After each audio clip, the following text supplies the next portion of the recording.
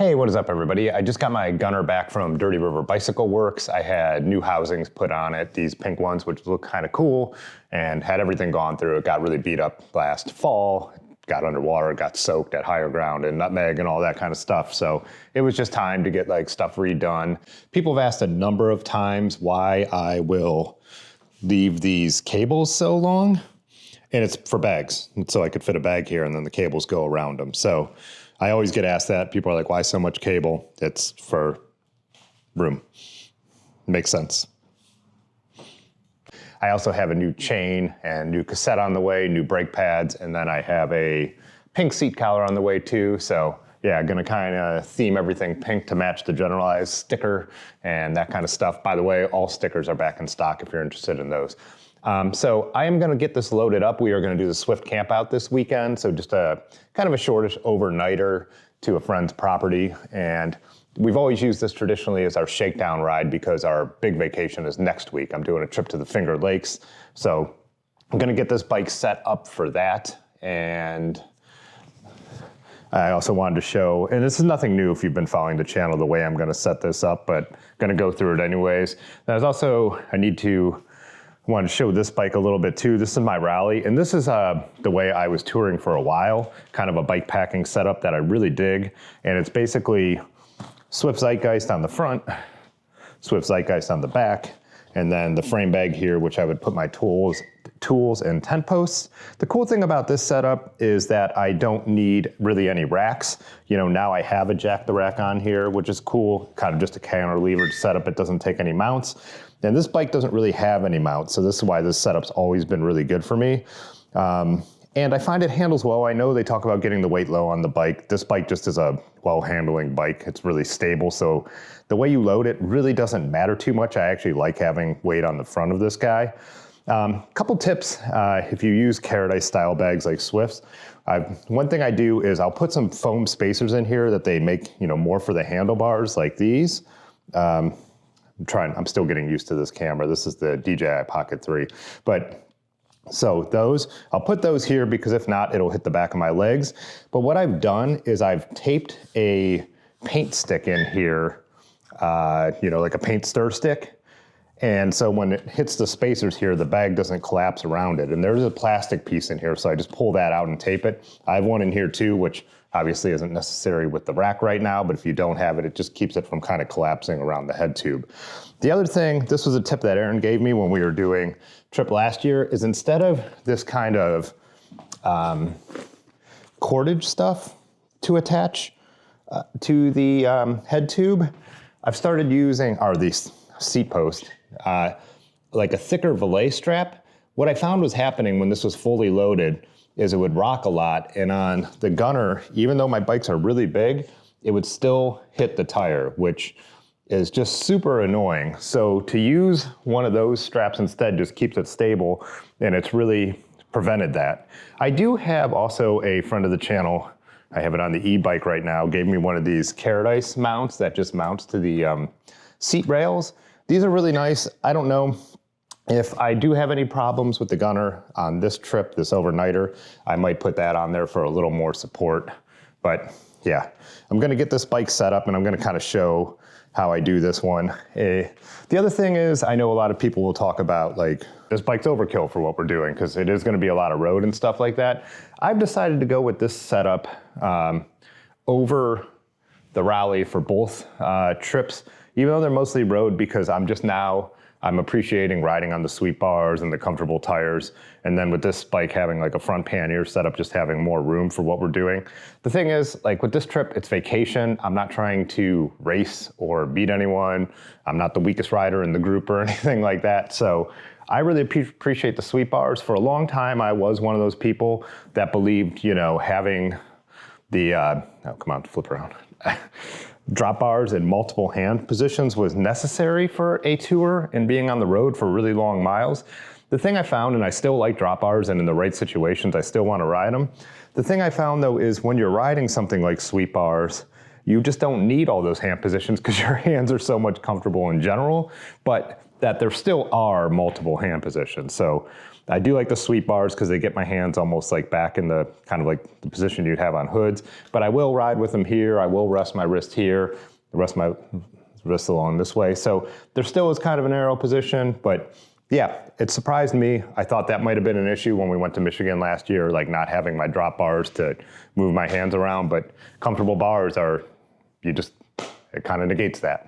A couple other things I wanted to mention. I always find it interesting, whichever bike I show a video of, not everyone watches any videos. They always say like, so if I'm riding the Raleigh with its like rackless setup, someone's like, why not panniers? And if I go the other way, it's like, well, that's not a great bike packing setup. The one thing that I find funny is I know most of the time, people are just talking about what they ride. And so they're like, when they say, why not this? They're talking about what they use.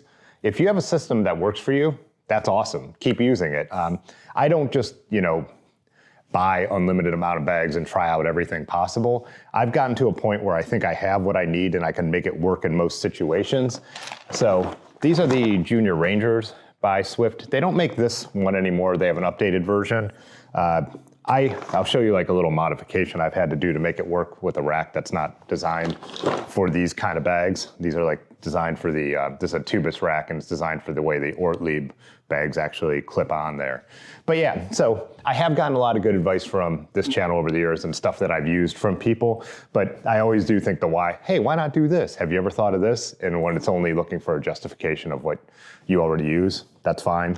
But this is the stuff that works for me and this is the way I'm going to go with it. And it doesn't mean I won't change things up in the future, but I do feel like between these two setups, I'm happy with what I've got.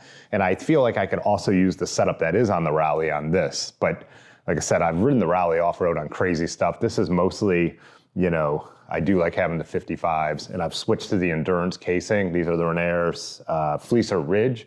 I was running these with the standard casing, but I ride this bike on so much gnarly stuff that I kept shredding sidewalls and yeah, it didn't work out. I love those kind of tires. I still will run the regular casing on the Raleigh, but for this bike that I do mountain biking and all that stuff on, these tires are the better choice. One other thing to mention with these two bikes, which I've found kind of interesting, a number of years ago, the Lanky Cyclist friend of mine made a video about like just two bikes you need to own. And I made like a comeback video, we talked about it, he knew I was doing this, saying like, that's preposterous, you need like 25 bicycles or whatever, my theory was at the time. Ironically, I am pretty much like a two bicycle guy now. I know if you watch the channel, I have all kinds of other bikes and stuff that I've set up for specific purposes, and I like to tinker with vintage bikes. So I just keep making stuff and I do ride them.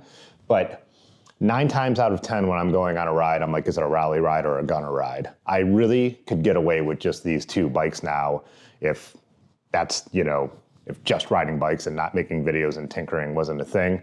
I do like having a dedicated winter bike, but I could switch out to studded tires on one of these if I wanted to.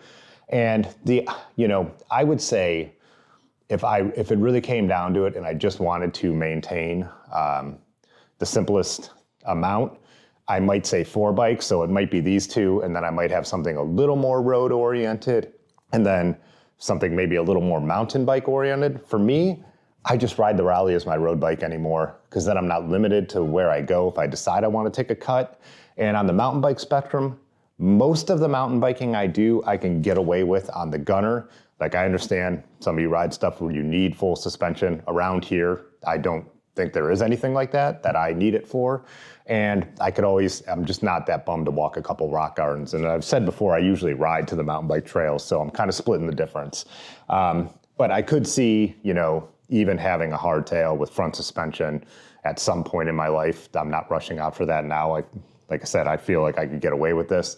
But yeah, so 2 bikes I could get away with. I really believe that. And then maybe 4 for most people, something a little gnarly, for something that would be a little gnarlier. And if you really wanted something that can go a little faster, it's funny, there's been these memes going around about roadies talking about try and bring that gravel bike on the club ride.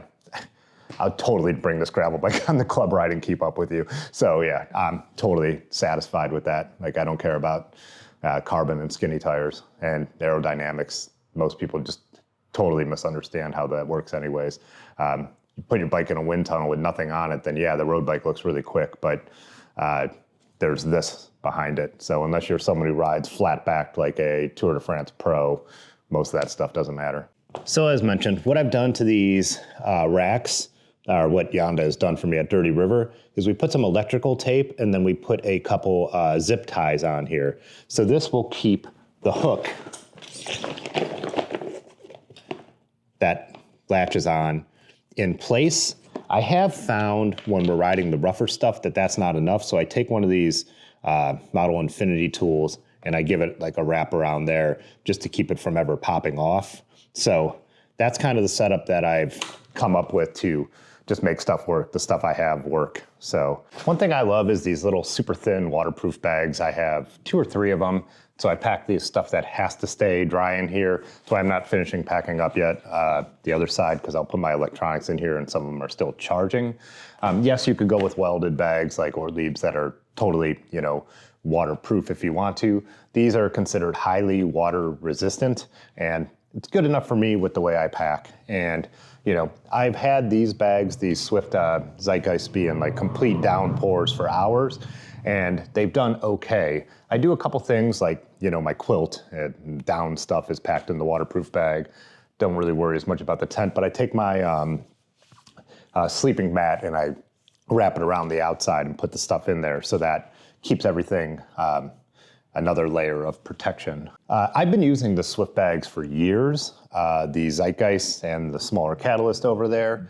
I am a huge fan. There's barely even a thread out of place on any of them. I do have an affiliate link for their stuff, but I applied for that after I'd already owned their stuff, just because people kept buying it on my recommendation. So if you want to give me a cut and you're into that, you can do that. But if you're local here to the Akron area, Dirty River sells them as well. So use that as your first option if it's possible. Support your local bike shops. So in years past for this overnighter, I would overload my bike, not overload it, put more on there than I needed for just an overnighter because it was always a shakedown ride.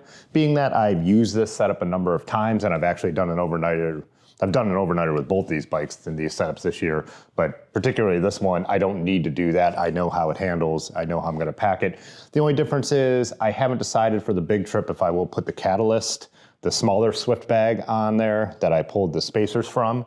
I did that last year, and the reason I used it in Michigan is because it was a little extra capacity, but I was also carrying my still camera just on a strap on my back. So I had like a waterproof bag so I could throw it in there in case we got any rain. I might do the same thing. One of the reasons I like to put it like there is I like that little bit of, you know, kind of suspension that the camera's getting from being in like a handlebar bag. And I don't really have room in the back. I pack all my sleep system stuff in there, so that's packed full. And I don't like the idea of one of my cameras being down in the pannier. I don't know, maybe it's ridiculous. I feel like it's just bouncing around more down there, but that's just me. I usually also, if I don't, I got this cool musette that's a Bags by Bird collab with Lugs Not Drugs. I like musette bags. I've always brought just like the traditional like road cycling ones with me just for some extra capacity.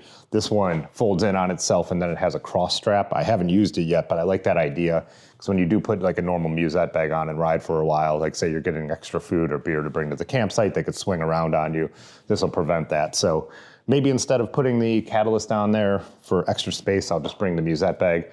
Not sure. That's for the big trip we're doing out to the Finger Lakes in a week. So the next video on this channel should be the actual trip we're doing tonight, the overnighter. I know a lot of you have asked about like seeing other people's setups, and I won't be doing that on this because we're leaving late in the day. This is kind of a just a quick getaway. But next week, I'm hoping there's time to do it. You know, a lot of times I'm setting up my stuff while everybody else is, so I don't really have the time. But I'm gonna bring the mic, I'm gonna bring this camera, and hopefully have a chance to go through some other people's bike packing setups to show to you guys.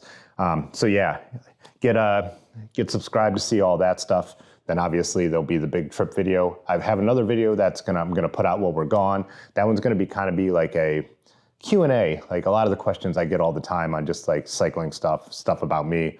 So it's gonna be a bunch of cool ride footage with a voiceover of me talking about just all my bike opinions and how I got into cycling and the bike stuff that I do. The other thing is, like I mentioned, these are back in stock, so check it out. Check out the little store below. Give this video a like. Thanks as always for watching. looking forward to the trips and doing more actual riding videos. See you in the next one. Peace.